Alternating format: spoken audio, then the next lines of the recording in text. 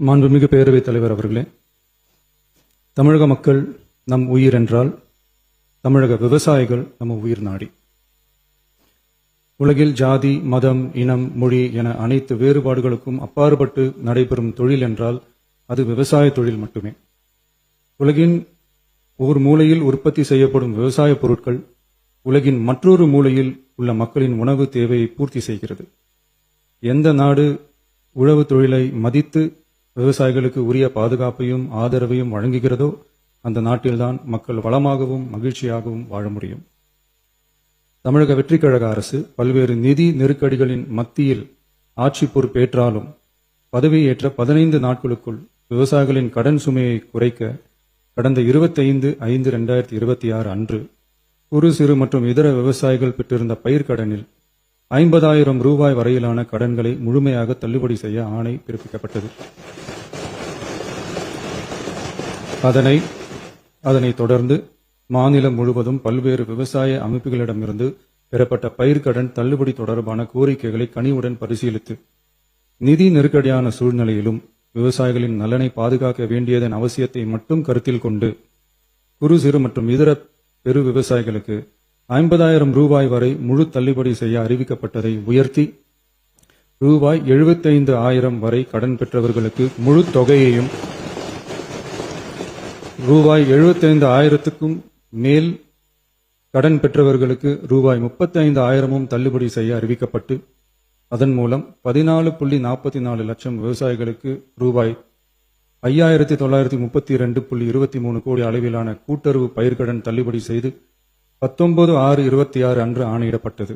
இதில் 31/7/2026 வரை ரூபாய் 5,267 கோடி விடுவிக்கப்பட்டு 13.34 லட்சம் விவசாயிகளின் கணக்கில் வரவும் வைக்கப்பட்டுள்ளது. இச்சூழ்நிலையில் மாநிலம் முழுவதும் உள்ள விவசாய சங்க அமைப்புகளின் பிரதிநிதிகள் பயிர்க்கடன் தள்ளுபடியை அதிகரிக்க வேண்டும் என்ற கோரிக்கையை முன்வைத்துக் கொண்டிருந்தனர். இதனைத் தொடர்ந்து 7/8/2026 அன்று விவசாய சங்கங்களின் பிரதிநிதிகள் மாண்புமிகு மூத்த அமைச்சர்கள் மற்றும் துறை செயலாளர்களுடன் நடைபெற்ற ஆலோசனைக் கூட்டத்தில் அவர்களின் கோரிக்கைகள் விரிவாக பரிசீலிக்கப்பட்டது. கடந்த காலங்களில் பயிர்க்கடன்கள் தள்ளுபடி செய்யப்பட்டாலும் அரசால் கூட்டுறவு வங்கிகளுக்கு செலுத்த வேண்டிய தொகை 4 to 5 ஆண்டு கால இடைவெளியில் செலுத்தப்பட்டு வந்துள்ளது. 2021 ஆண்டில் பயிர்க்கடன் தள்ளுபடி செய்யப்பட்ட தொகை 2021 முதல் 26 வரையான காலத்தில் அரசால் 12 தவணைகளாக கூட்டுறவு வங்கிகளுக்கு செலுத்தப்பட்டுள்ளது. ஆனால் அந்த கால அவகாசம் நமது அரசுக்கு தற்போது இல்லை. இந்திய ரிசர்வ் வங்கியின் 28/11/2025 தேதியிட்ட கடிதத்தில் அரசு கடன் தள்ளுபடி திட்டங்களுக்கான செயல்பாட்டு நடைமுறைகளின்படி பயிர்க்கடன் தள்ளுபடிக்கான முழு தொகையையும் அரசானது 45 முதல் 60 நாட்களுக்குள் கூட்டுறவு வங்கிகளுக்கு முழுமையாக செலுத்த வேண்டும் என்ற வழிமுறை நடைமுறையில் வந்துள்ளது. இந்த வழிகாட்டுதலின்படியும் தமிழ்நாடு அரசின் நிதிநிலை மற்றும் நிதி ஆதாரங்கள் ஆகியவற்றை கருத்தில் கொண்டும் இந்த இக்கட்டான சூழ்நிலையிலும் கூட்டுறவு வங்கிகள் மூலம் வழங்கப்பட்ட பயிர்க்கடன்களுக்கு பின்வரும் கூடுதல் தள்ளுபடியை வழங்கிட அரசு முடிவு செய்துள்ளது.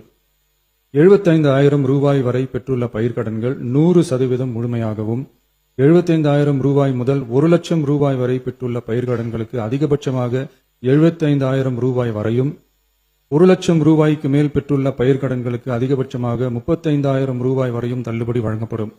இதன் மூலம் 75,000 ரூபாய் முதல் 1 லட்சம் ரூபாய் வரை பயிர்க்கடன் பெற்றுள்ள 2,38,264 விவசாயிகளுக்கு தலா 75,000 ரூபாய் வரை தள்ளுபடி வழங்கப்படும். இதனால் ஏற்கனவே பெற்ற தள்ளுபடி தொகைக்கு மேலாக 40,000 ரூபாய் வரை கூடுதல் தள்ளுபடி பெறும் வாய்ப்பு ஏற்படும்.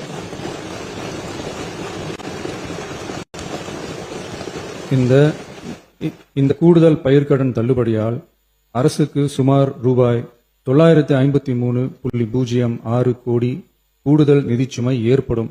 இருந்தாலும் தமிழக விவசாயிகளின் நலனில்தான் நமது நலன் உள்ளது என்று கருதி சுமார் 13.34 லட்சம் விவசாயிகளுக்கு மொத்தமாக 6,220 கோடி ரூபாய் பயிர்க்கடன் தள்ளுபடியை இந்த அரசு வழங்குகிறது. நன்றி.